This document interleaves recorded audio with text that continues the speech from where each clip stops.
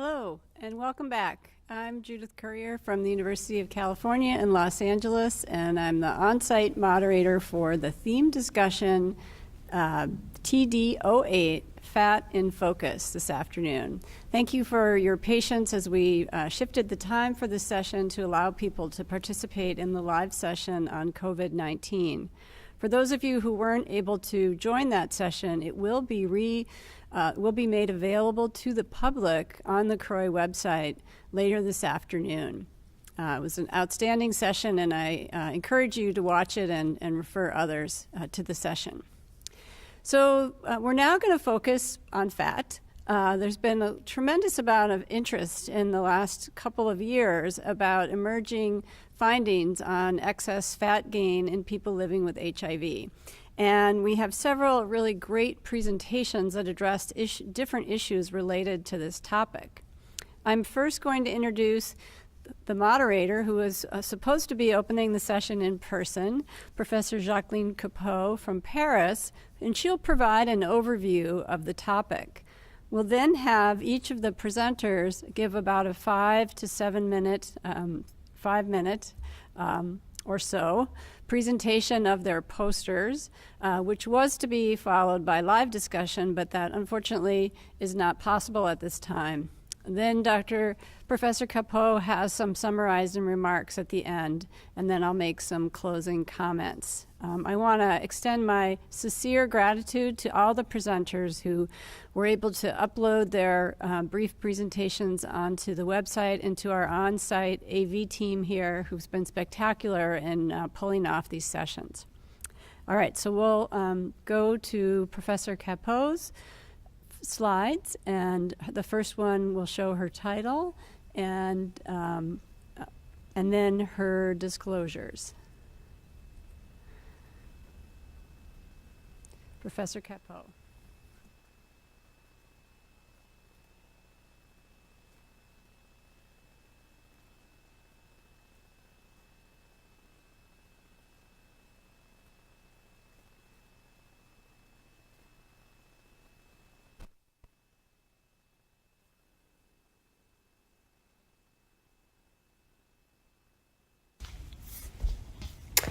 Hello, I am Jacqueline Cappeau, and I will chair this session on fat in the focus. Importantly, last year there was also a team discussion on weight gain during heart, and the leader was Janet O'Halloran. And at the end of that session, there were a number of very important questions which remain to be answered. First, do integrase inhibitors cause weight gain? And the answer is clearly yes. Some of them, in particular dolutegravir and bictegravir, more than raltegravir and even more than elvitegravir. But in addition, it has been found that among NRTIs, TAF versus TDF was associated with weight gain. And importantly, this is a global fat gain and not lipodystrophy. Second, clearly, in heart-naive patients, the weight gain is clearly related to the return to health process. But in addition, some integrase inhibitors have been found to exert a direct effect on adipose tissue. This is clearly not a class-specific effect. Some integrase inhibitors and some NRTIs, but not all, have been associated with increased weight. The risk is really markedly heterogeneous among subjects, but some at-risk subgroups have been identified as women and Black people. And regarding the consequences, it's very important to identify what could be the consequences on the cardiometabolic risk, and this has not been done up to now. When thinking at the risk factors for weight gain, which could be seen in the two different situations of heart initiation and switch. Heart initiation, in general, people are less than 40 years old. The major risk factors are linked to the severity of HIV infection, in the return to health process, with the low CD4, high viral load, or low BMI being the major risk factors. This is a global fat gain, and in general, there is also an increased lean mass. The molecules identified as implicated in weight gain are first among integrase inhibitors, the lutegravir and bictegravir, more than valtegravir and more than elvitegravir. Among NRTIs, TAF and TDF could be protective, protease inhibitors, and among NRTIs, efavirenz seem to be protective. Women are involved and at risk, and also Black people. When looking at the switch situation in heart-controlled patients, they are generally over 50 years old. There is no reason for return to health. This is a global fat gain, and generally the lean mass is unchanged. The risk factors are different. High BMI and age. The molecules are rather the same. Again, women have a higher risk of weight gain, but regarding race, Black and white people. And regarding the metabolic consequences, clearly lipid levels are improved, but it is probable that there is a worsened insulin resistance. Regarding the mechanism, there could be the direct impact of some integrase inhibitors on adipose tissue. First, adipose tissue is an HIV reservoir, and some HIV protein can directly impact on adipose tissue, in particular inducing fibrosis and dysfunction. In addition, some integrase inhibitors have been shown to be able to induce adipose tissue hypertrophy, fibrosis, and dysfunction, and this could result in weight gain and possible into cardiometabolic outcomes. Regarding the effect of TAF or TDF on adipose tissue, up to now there is no indication on the mechanism which could be involved, with the possibility of an increased oxidative stress. In addition, the reproductive and menopausal status is playing a role. In the HRAL trial, 164 controlled people living with HIV, with 48 women, were switched from a PI containing regimen to a dual altegravir-etravirine therapy and evaluated after 1 and 2 years.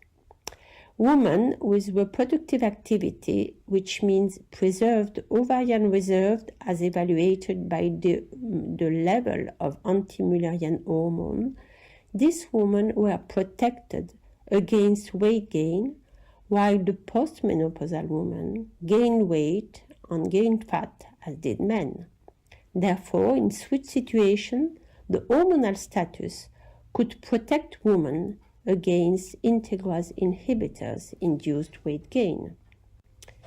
There are a number of mechanisms which could explain this increased fat gain in the presence of integrase inhibitors. First, gender, the hormonal status, but also genetics and race. At the brain level, modification in feeding, appetite, mood and sleep, altered gut microbiota, modification in immune activation, and directly at the fat level, hypertrophy, fibrosis, insulin resistance, and possibly modification in energy expenditure. In addition, the traditional risk factors are generally playing an important role: diet, sedentarity, use of psychotropic drugs or corticoids, and stopping tobacco. The consequences at the cardiovascular level remain unknown. The lipids are generally improved, and possibly there could be an increase in insulin resistance, risk of diabetes, and also of liver steatosis. In the next minutes, you will have 5 presentations on the different aspects I was just alluded to. First, Alison will explain the possible role of metabolic rate on caloric intake. Second, John will present the role of different art classes. Third, Phyllis will explain what could be the role of the menopausal transition on fat gain. After, Rumi will show the role of some genetic factors and also of psychiatric syndromes. And to finish, Samuel will show that there are different alterations related to diabetes. Thank you.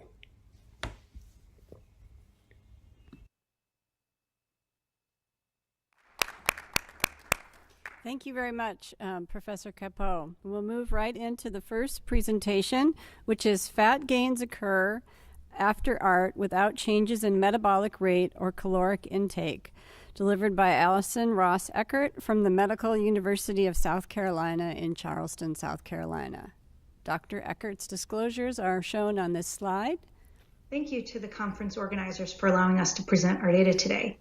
As many of you know, weight gain and fat accumulation, particularly visceral and ectopic fat, occur frequently after ART initiation in people with HIV, but the etiology is poorly understood.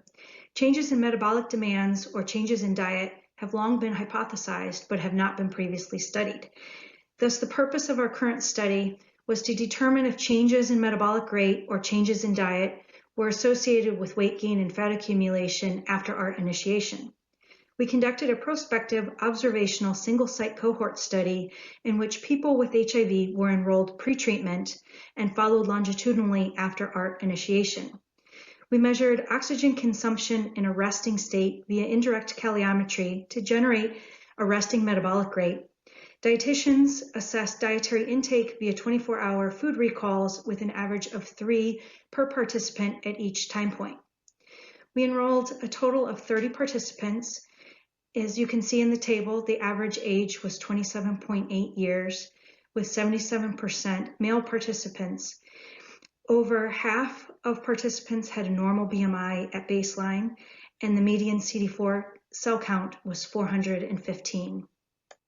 Here you can see changes in weight and body composition as measured by whole body DEXA over the study period. Weight, total fat, and trunk fat all increased significantly from baseline at both the 6-month and 12-month time points. In contrast, lean body mass did increase with a trend at 6 months, but this increase was not statistically significant at 12 months. We also looked at participants who were started on TAF versus no TAF, or dolutegravir versus no dolutegravir, and there was no statistical difference between these outcome measures. Here you can see changes in variables of interest over our study period. Most importantly, you can see in the box and whisker plots on the right that resting metabolic rate and total calories did not change significantly at all during the study period. When we looked deeper into dietary intake, you can see here that there were no statistically significant changes in total calories, total fat, saturated fat, sugars, protein, fiber, or applicable amino acids that we know are relevant in metabolism. So despite the significant increases in weight, total body fat, and trunk fat, we saw no significant changes in metabolic rate or dietary intake across our study period to account for these changes in weight and body composition. Next, we investigated variables associated with changes in body composition using linear mixed effects multi-level regression models. These models control for study time.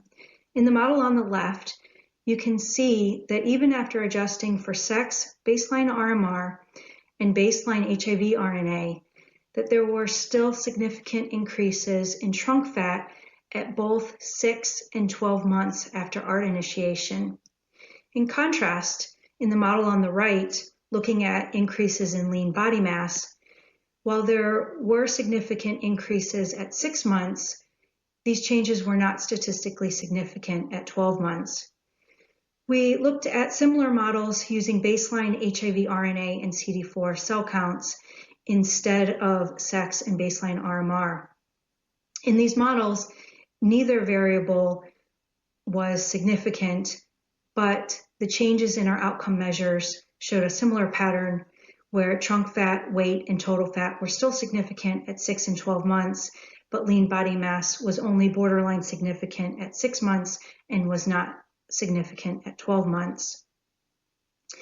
Notably, pretreatment metabolic rate, independent of HIV RNA, was statistically significant in all of these models.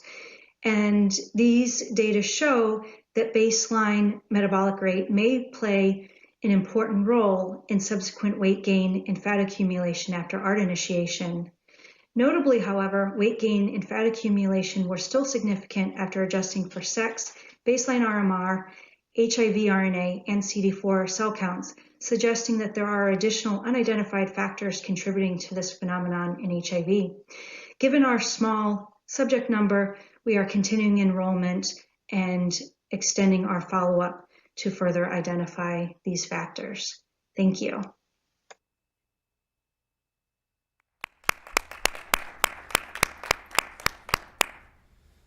You can see Allison's email address on the slide that's displayed. Thank you very much for that great presentation. Baseline metabolic rate might be important. Okay, moving to the next presentation, greater weight gain after switch to integrase-based regimen from an NNRTI to PI regimens, given by John Kerte from the Vanderbilt University Medical Center in Nashville on the part of the NA Accord investigators. His disclosures are shown on this slide, and on to the presentation. On behalf of my co-authors, I'm pleased to present our abstract, Greater Weight Gain After Switch to INSTI-Based Regimen from NNRTI versus PI Regimens. Recent reports have described greater weight gain among antiretroviral therapy naive persons starting integrase strand transfer inhibitor, or INSTI-based antiretroviral therapy, versus protease inhibitor or non-nucleoside reverse transcriptase inhibitor-based regimens. However, at present there are fewer data on individuals on stable ART who switch from non-INSTI to INSTI-based regimens. We hypothesized that persons with sustained viral suppression switched from an NNRTI-based regimen to an INSTI-based regimen would have greater weight gain compared to those switched from a PI-based regimen. We conducted an analysis in the North American AIDS Cohort Collaboration on Research and Design, which pools data from multiple clinical cohorts in the United States and Canada to assess weight over time among individuals on stable NNRTI or PI-based regimens who switched to INSTI-based ART. For inclusion in the analysis, we required that individuals had a viral load of less than 1,000 copies per milliliter for the 2 years prior to the switch and the 2 years after the switch. We utilized piecewise linear mixed effects models to estimate pre- and post-switch weight over time. The models were adjusted for age, sex, race, cohort site, HIV mode of acquisition, calendar year, and CD4 T cell count and body mass index at the time of the switch. In separate models, including interaction terms, we also assessed the relationship between sex, race, and age, dichotomized into those below 50 or over 50, with regimen and time. This study was conducted between January 1st of 2007 and December 31st of 2014. Notably, this period was before the introduction of tenofovir alafenamide. A total of 2,255 participants from 17 contributing cohorts switched to an integrase inhibitor and had the required follow-up time. Of these, 870 met viral suppression criterion were included. At the time of the switch, the median age was 50 years, 83% of the cohort was male, and 59% of the cohort was white. The median CD4 was 620 cells per microliter, and the median BMI was 26 kilograms per meter squared. There were 343 individuals who switched from an NNRTI to an INSTI-based regimen. Of these, the largest number, at 146, switched to raltegravir. There were also 527 individuals who switched from a PI to a INSTI-based regimen. Again, the largest number of these were 285 who switched to raltegravir. The graph on the left side of the screen shows the unadjusted weight over time before and after switch to integrase inhibitor-based regimen. The dotted line shows the time of switch, and the weight for those patients switching from an NNRTI to an INSTI-based regimen is shown in the blue line, while the weight over time for those switching from a PI to an INSTI-based regimen is shown by the red line.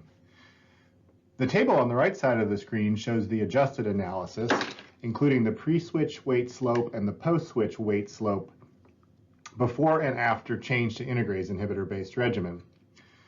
Overall, individuals on an NNRTI-based regimen gained 0.63 kilograms per year over the 2 years prior to switch, and after the switch, they gained 1.13 kilograms per year.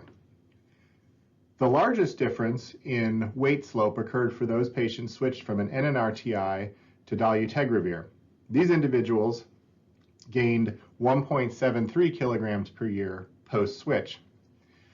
Among individuals on protease inhibitors, the weight slope was 0.8 kilograms per year before switch to integrase inhibitor, and after the switch, the weight slope actually decreased to 0.34 kilograms per year.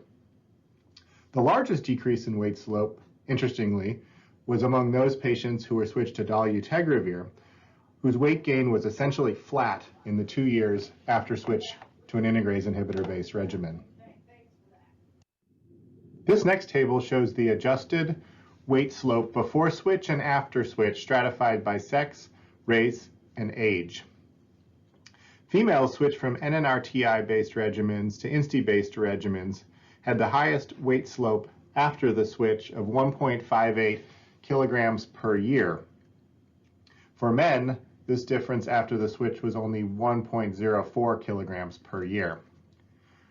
When the results were stratified by race, non-whites switched from NNRTIs to INSTI-based regimens had a post-switch weight slope of 2.03 kilograms per year, while among whites switched from NNRTIs to INSTI-based regimens, the weight slope after the switch was only 0.49 kilograms per year. Finally, among those individuals switched from NNRTIs to INSTI-based regimens, individuals above age 50 had a greater annualized weight gain post-switch compared to those below age 50. In summary, we found that adults on stable NNRTI-based ART with consistent viral suppression had higher annualized weight gain after switching to INSTI-based regimens as compared to persons who were on stable PI-based ART. Among those who switched from NNRTI to INSTI-based regimens, the annualized weight gain was greatest for females, non-whites, and older individuals. Our findings may reflect that there is a heterogeneous effect of ART class and agent on body weight regulation that occurs with switches from PI and NNRTI-based regimens to INSTI-based regimens and is not simply limited to the initiation of first regimens in the treatment naive. Thank you.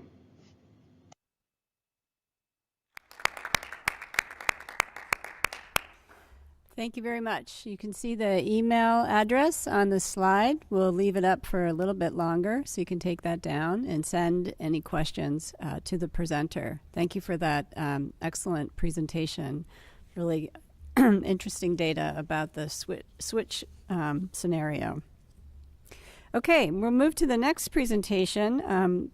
Body composition changes over the menopause transition in HIV positive and HIV negative women, to be delivered by Phyllis Tien from UCSF on behalf of the WISE. Disclosures are shown on the next slide and on to the presentation. Hi, my name is Phyllis Tien, and the title of my poster is Body Composition Changes Over the Menopausal Transition in Women with and at Risk for HIV. So for background, both overall and central adiposity increase during menopause. In healthy middle-aged women, this increase begins in the 5 years prior to the final menstrual period, also known as the late perimenopausal phase. How HIV might affect adiposity changes during menopause is unknown. HIV has been associated with subcutaneous fat loss. Thymidine analogs to treat HIV infection have been implicated. Studies report little recovery of fat after discontinuation of thymidine analogs, Central adiposity gains following ART initiation may represent a restoration of health or possibly HIV drug effect. We hypothesized that body mass index and waist circumference, a marker of visceral obesity, would increase over the menopausal transition, and that HIV infection would blunt increases in BMI and, to a lesser extent, waist circumference. In terms of the methods, our analysis was performed using data from the Women's Interagency HIV study, which is a multi-center prospective study established in 1994 to investigate the progression of HIV in women with and at risk of HIV through semi-annual visits. Our sample included 632 HIV positive and 218 HIV negative women with their last detectable level of anti-Müllerian hormone, or AMH, a marker of ovarian reserve, after 2000, and their first undetectable AMH before 2014. Serial testing was performed until AMH reached less than 0.09 nanograms per milliliter, indicating estrogen depletion. Menopause was defined in 5-year increments as premenopause, which was further defined as being more than 5 years before the first undetectable visit. Early perimenopause, defined as the 1 to 5 years before their first undetectable visit. Late perimenopause, the 1 to 5 years after the first undetectable visit. And early and late menopause was defined as 5 to 10 years and greater than 10 years after their first undetectable visit, respectively. We used multivariable linear mixed models to compare BMI and waist circumference change per 5 years for each peri and postmenopause stage relative to premenopause, after adjustment for sociodemographics, lifestyle, viral hepatitis, depression, and CD4 count. In terms of our results, for the clinical characteristics by HIV status, the median age at the first visit with undetectable AMH was 45 in both positives and negatives. The majority of women were African American. More than half of the HIV negative women were current smokers, compared to less than 50% of the HIV positive women. HIV negative women also reported heavy drinking more often than the HIV positive women, but the prevalence of drinking was low overall. And then slightly more HIV positive women were hepatitis C infected. Among the HIV related factors, 53% of all HIV positive women were undetectable in terms of their viral load. 70% were on antiretroviral therapy. 29% of those were on thymidine analogs, and then 4% were on integrase inhibitors. And the median CD4 count was 415. In terms of figure 1, the top figure shows the x-axis as years from undetectable AMH and the estimated mean BMI. The lower figure, again, shows years from undetectable AMH on the x-axis by estimated mean waist circumference. HIV negatives are highlighted in red and the positives are highlighted in blue. So compared to HIV negative women, HIV positive women had lower BMI and waist circumference. For the BMI, there were larger increases seen in the negatives versus the HIV positives, whereas both HIV negative and HIV positive women saw steady gains in waist circumference. For figure 2, the left panel shows the percent change in BMI in the top figure and the percent change in waist circumference on the bottom figure for HIV negatives. The right panel shows the percent change for HIV positive women. So what we found here was that in HIV negative women, we found an expected increase. We found the expected increase in BMI beginning in perimenopause. In HIV positives, the increase was much lower. By contrast, for waist circumference, it progressively increased over the menopausal transition in both the positives and the negatives. But in the HIV positives, the increase was blunted except in the early perimenopausal phase. So in conclusion, our findings suggest that HIV infection blunts the expected trajectory of increase in BMI over the menopausal transition, whereas the expected trajectory of increase in waist circumference is largely preserved. Additional study is needed to determine whether women with HIV in the menopausal transition are at greater risk for perturbations associated with visceral adiposity, including insulin resistance and fatty liver disease. Whether serial monitoring of AMH should be considered to determine optimal timing of preventative measures, such as diet and exercise, to reduce visceral adiposity needs study. Longitudinal measurement of waist circumference may be more informative than BMI in women living with HIV. So finally, I'd like to acknowledge our study investigators here at the San Francisco Max WISE Combined Cohort Study site, as well as our WISE site PIs and the NIH for supporting this study.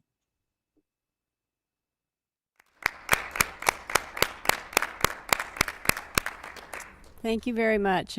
Again, showing the value of a comparator group and dissecting the effects of HIV on these outcomes. Thank you for that great presentation. And Dr. Tian's email address is shown here on the slide. I'll give you a moment to write that down, to send questions, or to post at Virtual CROI your comments.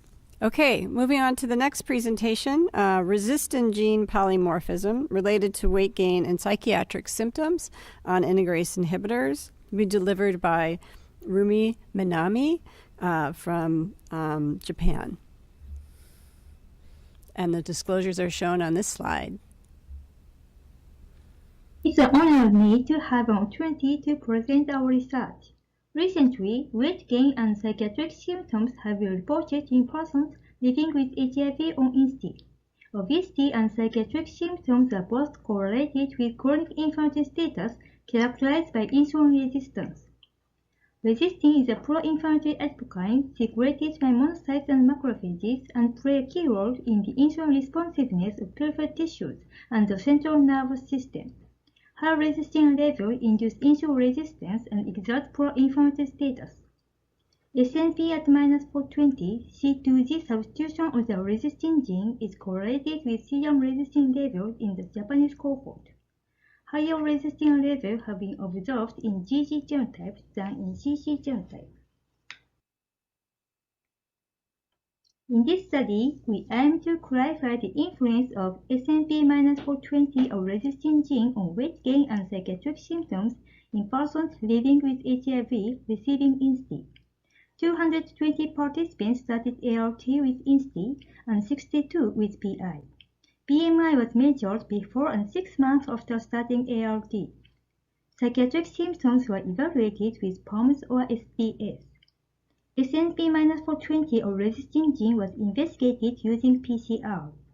Linear regression analysis was used to assess factors associated with BMI change and logistic regression analysis for psychiatric symptoms. First, I'll focus on the weight gain after initiating ART. In INSTI, BMI increased 0.86 kg per meter square. On the other hand, in PI, BMI increased 0.33 kg per meter square.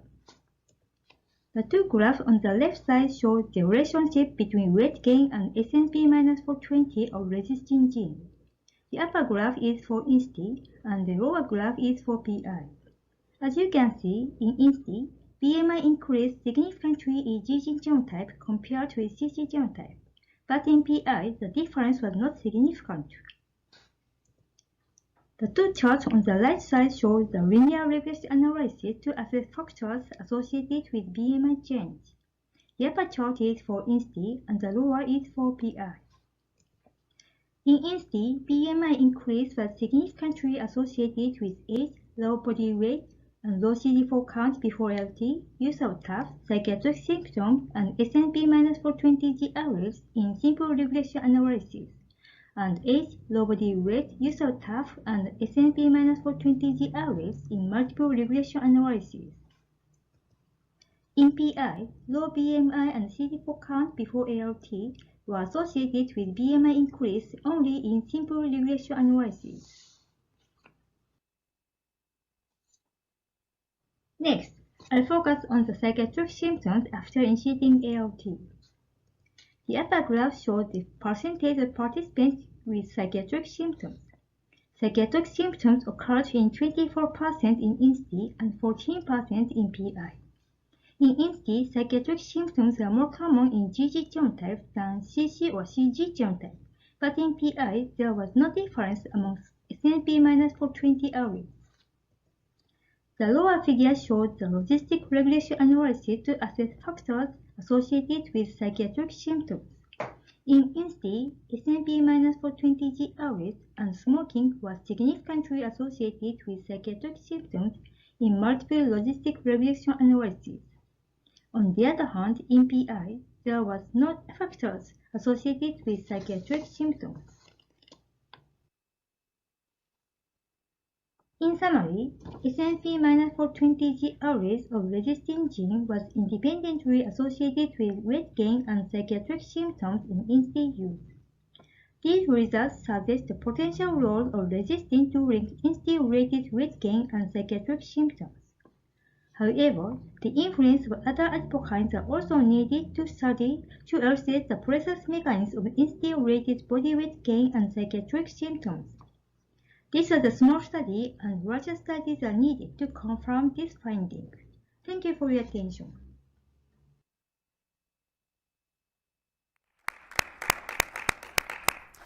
Thank you very much for that really interesting presentation. The author's email address is on the slide here. I'll give you a moment to write that down.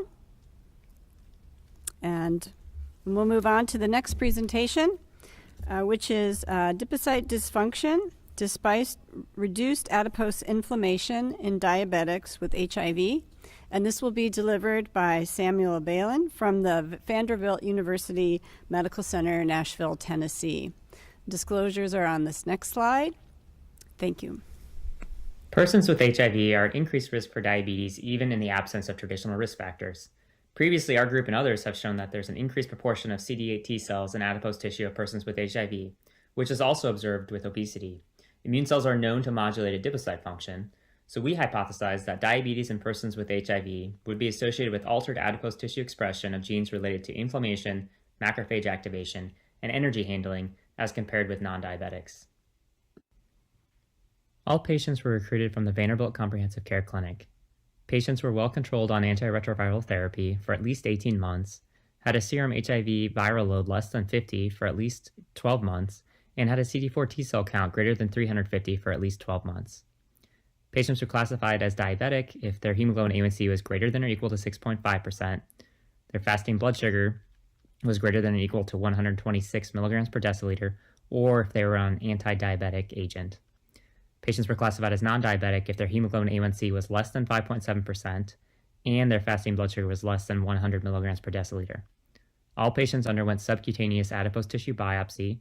We extracted mRNA, and then we used the nanostring nCounter platform to quantify RNA. We used an immune response panel containing 249 genes and an adipocyte energy handling custom panel containing 77 genes. Differential gene expression between diabetics and non-diabetics was examined using the Seq2 modeling. We adjusted for batch, age, sex, and BMI. We adjusted for multiple comparisons using the Benjamini-Hochberg procedure. This is table 1, showing that we had 30 non-diabetic and 20 diabetic participants. Compared to non-diabetics, diabetics tended to be older, have a larger waist circumference, and according to our definition, had a higher hemoglobin A1C and fasting blood sugar. Notably, most patients were on an integrase-based regimen, 67% non-diabetics and 80% of diabetics. In addition, most people did not have exposure to older thymidine analogs. We first looked at the adipocyte energy handling panel, differential gene expression of diabetics compared to non-diabetics. Non-diabetics are the reference. On the left-hand side, you see a volcano plot with the x-axis showing the log2 fold change and the y-axis showing negative log 10 p-value.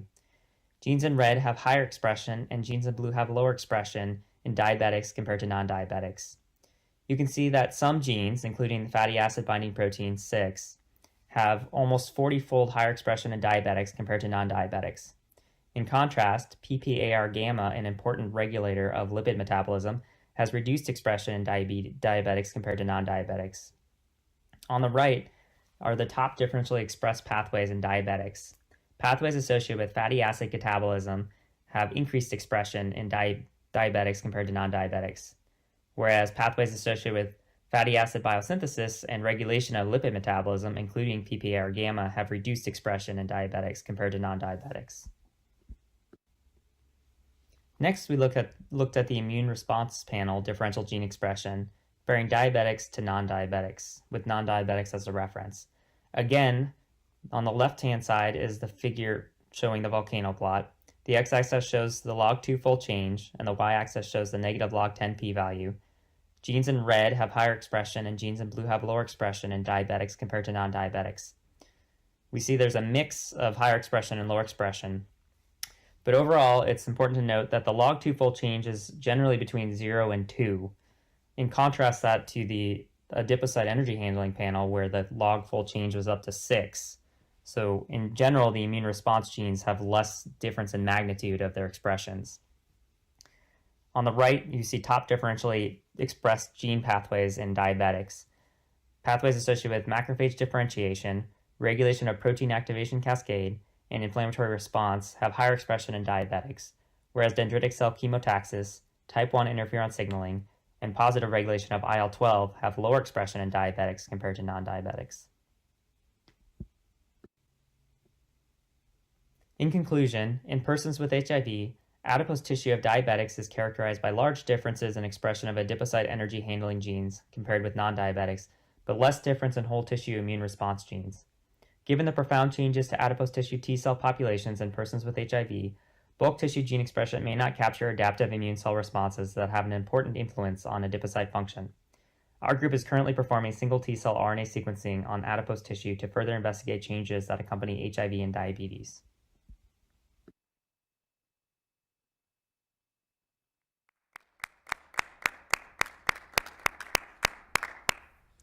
Thank you very much. We look forward to seeing those results in the future. And the email address, again, is on the slide for the presenter to send in questions. I'll leave that up for a little bit longer, and then we are going to move into some final concluding remarks from Professor Capot.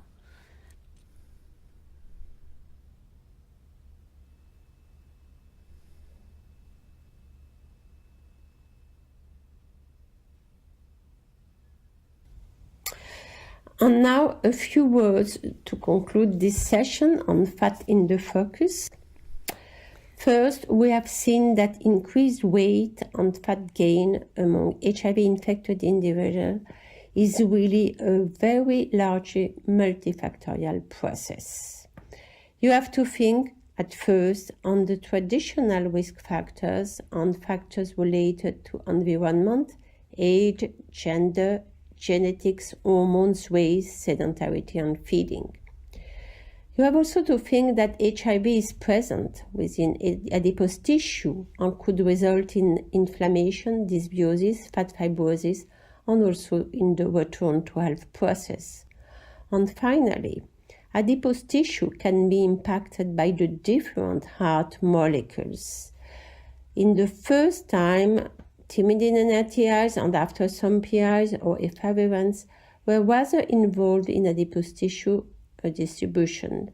But at present, we face a global fat gain induced by some integrase inhibitors and probably TAF versus TDF.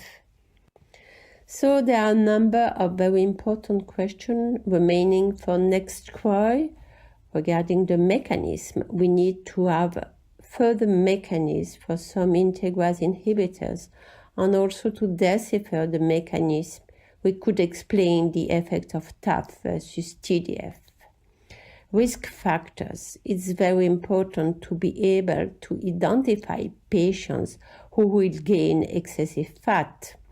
The consequences, in particular the cardiometabolic consequences, need to be further assessed. Up to now, there is no indication of an increased cardiovascular risk, but clearly, possibly, there is an increased risk of insulin resistance, diabetes, and it's important to identify the at-risk patients. Some very important point is reversibility. If we stop these drugs, the reversibility of fat gain and also of the clinical outcomes. And finally, what could be the practical recommendation for clinicians to propose some lifestyle modification to switch the patient of other, and all that point need to be further assessed. And finally, there will be in next September an international workshop on comorbidities and adverse drug reaction in HIV in New York, and a number of these points will be addressed during this workshop. Thank you.